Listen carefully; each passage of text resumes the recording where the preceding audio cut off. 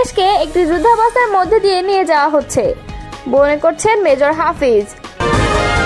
ছাত্র শিবিরের হাত ধরে আবারও সন্ত্রাসের রাজনীতি শুরু, গণতান্ত্রিক ছাত্র জোট। গণতন্ত্রের সঙ্গে প্রতারণার দায়ে জাতীয় পার্টিকে বিচারের আওতায় আনতে হবে বলে মনে করছেন আক্তার। উপদেষ্টারা ক্ষমতার লোভে পড়ে গেছে, আমিনুল হক। এতক্ষণ শুনছিলেন সংবাদ শিরোনাম, এবারে বিস্তারিত।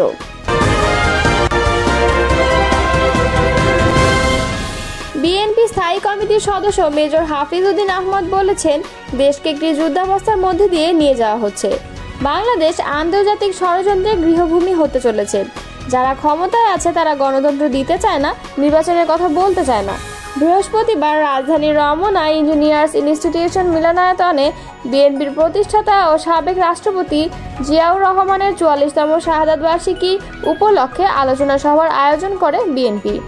সভায় বিশেষ অতিথি হিসেবে দেওয়া বক্তব্যে এসব কথা তিনি বলেন। হাফিজ উদ্দিন আহমদ বলেন, বাংলাদেশ আন্তর্জাতিক ষড়যন্ত্রের গৃহভূমি হতে চলেছে। আমরা জানি না বাংলাদেশকে একটি যুদ্ধে লিপ্ত করার ষড়যন্ত্র চলছে। তিনি বলেন, সরকারের পররাষ্ট্র উপদেষ্টা বলেছেন, আরও কিছু নেতা বলেছেন মানবিক করিডোর দিতে হবে। কিসের জন্য? জনগণের জানার অধিকার নাই? তিনি বলেন, সেনাবাহিনীর প্রধান বলেছেন ডিসেম্বরের মধ্যে নির্বাচন দিতে হবে। সামরিক বাহিনীর প্রধান চান নির্বাচন, আর যারা ক্ষমতায় আছে সিভিল একটি অন্তর্বর্তীকালীন সরকার, তারা গণতন্ত্র দিতে চায় না, নির্বাচনের কথা বলতে চায় না। তিনি আরও বলেন, সংস্কার করার একমাত্র অধিকার নির্বাচিত জনপ্রতিনিধিদের। এখানে একটি গোষ্ঠী এসে বলবে এই সংস্কার হবে, ছাত্ররা এসে বলবে ওই সংস্কার হবে। এভাবে কি বাংলাদেশ চলবে? এজন্যই কি আমরা যুদ্ধ করেছিলাম? হাফিজউদ্দিন বলেন, দুঃখ লাগে এই যে একটা সরকার যেখানে আছে তাদের সবাই শিক্ষিত ব্যক্তি, তাদের মধ্যে কেবল একজন মুক্তিযোদ্ধা আছেন। বাকি যারা আছেন, যাদেরকে টেলিভিশনে দেখি, দেশের জন্য তাদের কি অবদান আছে? তিনি বলেন, মুক্তিযুদ্ধ হয়েছে, স্বৈরাচারীর বিরুদ্ধে বারবার সংগ্রাম হয়েছে, কিন্তু এদের কাউকে তো আমরা কোনো সংগ্রামে দেখিনি। একটি তথাকথিত শিক্ষিত গোষ্ঠী বারবার জনগণকে বিভ্রান্তির মধ্যে নিয়ে যায়। অনুষ্ঠানে প্রধান অতিথি ছিলেন বিএনপির চেয়ারপারসন খালেদা জিয়া। তার ভিডিও বক্তব্য অনুষ্ঠানে প্রচার করা হয়। প্রধান আলোচক হিসেবে লন্ডন থেকে ভার্চুয়ালি যুক্ত হয়েছিলেন দলের ভারপ্রাপ্ত চেয়ারম্যান তারেক রহমান। অনুষ্ঠানে ভার্চুয়ালি যুক্ত হয়ে বক্তব্য দেন বিএনপির মহাসচিব মির্জা ফখরুল ইসলাম আলমগীর। সভায় আরও বক্তব্য দেন বিএনপির অন্যান্য স্থায়ী কমিটির সদস্যরা। সভার সঞ্চালক ছিলেন বিএনপি নেতা সুলতান সালাউদ্দিন। ছাত্রলীগ বিতাড়িত হওয়ার পর ছাত্র শিবিরের হাত ধরে আবারও এদেশে সন্ত্রাসের রাজনীতি শুরু হচ্ছে বলে অভিযোগ করেছে গণতান্ত্রিক ছাত্র জোট। বৃহস্পতিবার বিকেলে এক সংবাদ সম্মেলনে এ অভিযোগ করা হয়। চট্টগ্রামে গণতান্ত্রিক ছাত্র জোটের শান্তিপূর্ণ কর্মসূচিতে হামলার প্রতিবাদে চট্টগ্রাম মেট্রোপলিটন সাংবাদিক ইউনিয়ন কার্যালয়ে সংগঠনের জেলা শাখার উদ্যোগে এ সংবাদ সম্মেলনের আয়োজন করা হয়। শাহবাগ বিরোধী ঐক্যমঞ্চ নামধারী ইসলামী ছাত্র শিবিরের ন্যাক্কারজনক হামলা চালায় বলেও এ সময় জানানো হয়। সংবাদ সম্মেলনে লিখিত বক্তব্য পাঠ করেন গণতান্ত্রিক ছাত্র জোটের কেন্দ্রীয় সহসভাপতি অ্যানি চৌধুরী। তিনি বলেন, গত কয়েক দিনে দেশের গণতন্ত্র, বিচার ব্যবস্থা এবং মুক্তিযুদ্ধের চেতনার উপর একের পর এক আঘাত এসেছে, যা গভীর উদ্বেগজনক ও লজ্জাজনক। সংগঠনটির দাবি, এটিএম আজহারের খালাসের প্রতিবাদে রাজশাহী বিশ্ববিদ্যালয়ে গত ২৭ মে আয়োজিত মিছিলে ছাত্র শিবিরের হামলার একদিন পর একই ইস্যুতে চট্টগ্রাম প্রেস ক্লাবের সামনে গণতান্ত্রিক ছাত্র জোটের শান্তিপূর্ণ সমাবেশেও একই কায়দায় হামলা চালানো হয়। লিখিত বক্তব্যে বলা হয়, সমাবেশ শুরুর সময় পুলিশের উপস্থিতিতে জামায়াত শিবিরের কর্মীরা ব্যানার ছিঁড়ে ফেলে, পুড়িয়ে দেয় এবং নারী নেত্রীদের শারীরিকভাবে লাঞ্ছিত করে। হামলায় অন্তত ১৫ জন আহত হন, যাদের মধ্যে ৩ জনের অবস্থা গুরুতর। তারা হলেন সমাজতান্ত্রিক ছাত্র ফ্রন্ট চট্টগ্রাম নগর শাখার সভাপতি রিপা মজুমদার, গণতান্ত্রিক ছাত্র কাউন্সিল চট্টগ্রাম জেলা শাখার সাধারণ সম্পাদক শ্রীকান্ত বিশ্বাস ও অর্থ সম্পাদক সুদীপ্ত গুহ। হামলায় জড়িতদের মধ্যে ইসলামী ছাত্র শিবিরের প্রকাশনা সম্পাদক আবরার হোসাইন রিয়াদ, জামায়াত নেতা আকাশ চৌধুরী, তৌকির ও আসফারের নাম উল্লেখ করা হয়েছে। সংগঠনের পক্ষ থেকে ৩ দফা দাবিও জানানো হয়।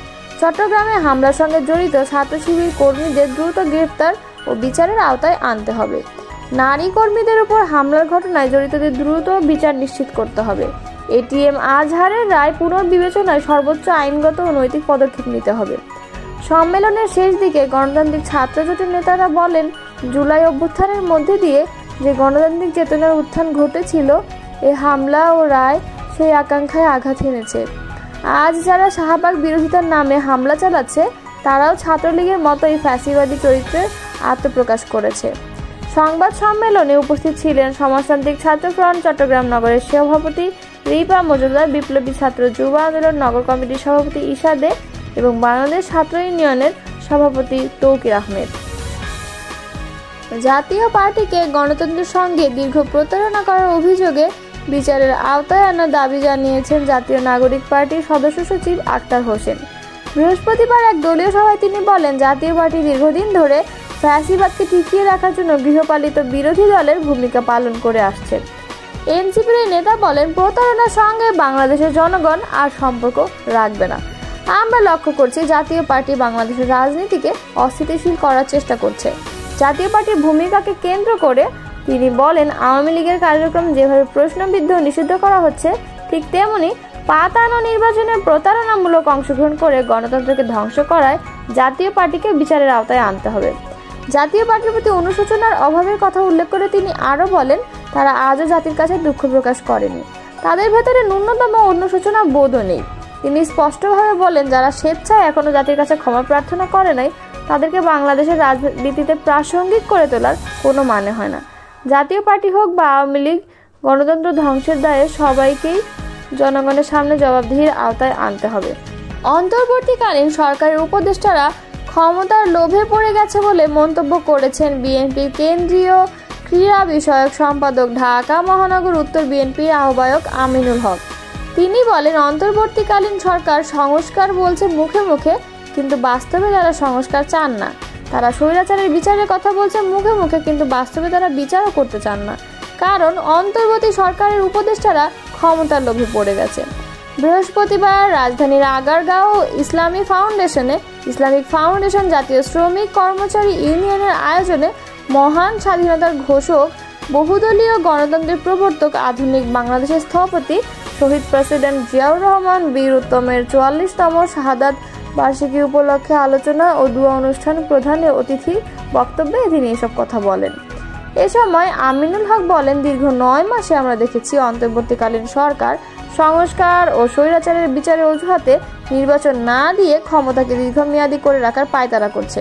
তারা সংস্কারের কথা বললেও ন্যূনতম কোনো সংস্কার আমরা দেখছি না।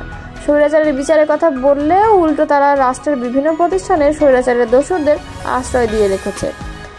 গণমাধ্যমে স্বৈরাচারের পক্ষে যারা বড় বড় কথা ও গলাবাজি করছে, তারা এখনো পর্যন্ত বহাল তবিয়তে বসে আছে।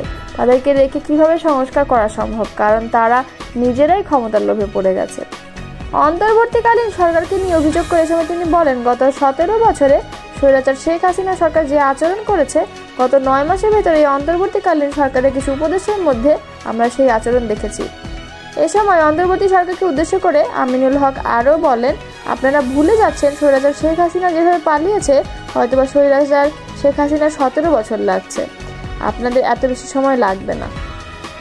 এ সময় তিনি বলেন, অন্তর্বর্তী সরকারকে ব্যর্থ করতে বহু দেশি বিদেশি ষড়যন্ত্রকারীরা কাজ করে চলেছে। যেহেতু আমরা আপনাদেরকে সমর্থন দিয়েছি, আমরা দৃঢ়ভাবে বলতে চাই, বিএনপি সবসময় এই সরকারের সাথে রয়েছে বলে কোনো ষড়যন্ত্র অন্তর্বর্তীকালীন সরকারকে ব্যর্থ করতে পারবে না। সংস্কারের প্রসঙ্গ টেনে অন্তর্বর্তী সরকারকে আমিনুল হক আরও বলেন, আপনারা সংস্কারের কথা বলেন, আমরাও বলি। আমাদের দলের ভারপ্রাপ্ত চেয়ারম্যান তারেক রহমান ২০২৩ সালের রাষ্ট্র কাঠামোর মেরামতের ৩১ দফার রূপরেখা দিয়েছেন। সেখানে ৩১ দফার ভেতরে বাংলাদেশের পরিপূর্ণ সংস্কারের কথা বলা হয়েছে এবং বিএনপির ৩১ দফার রূপরেখায় তারেক রহমান যে বিষয়টি উল্লেখযোগ্য করেছেন, তার জন্য আমরা গত ১৭ বছর আন্দোলন করেছি, সংগ্রাম করেছি একটি অবাধ সুষ্ঠু নির্বাচনের দাবিতে। জনগণের সেই দাবি আদায় না হওয়া পর্যন্ত আমাদের আন্দোলন চলবে। এ সময় তিনি সকলকে ঐক্যবদ্ধ ও সতর্ক থাকার আহ্বান জানিয়ে বলেন, আপনাদের ভেতর ষড়যন্ত্রকারী ঢুকে গেছে, আপনাদেরকে বিভ্রান্ত ও বিশৃঙ্খল করার চেষ্টা করছে। কোনো ধরনের বিভ্রান্তি ও বিশৃঙ্খলাকে প্রশ্রয় দেওয়া যাবে না। কোনো ষড়যন্ত্রকারী ও বিশৃঙ্খলাদের বিএনপিতে স্থান নেই, রাষ্ট্রীয়ভাবেও তাদের রাখা যাবে না।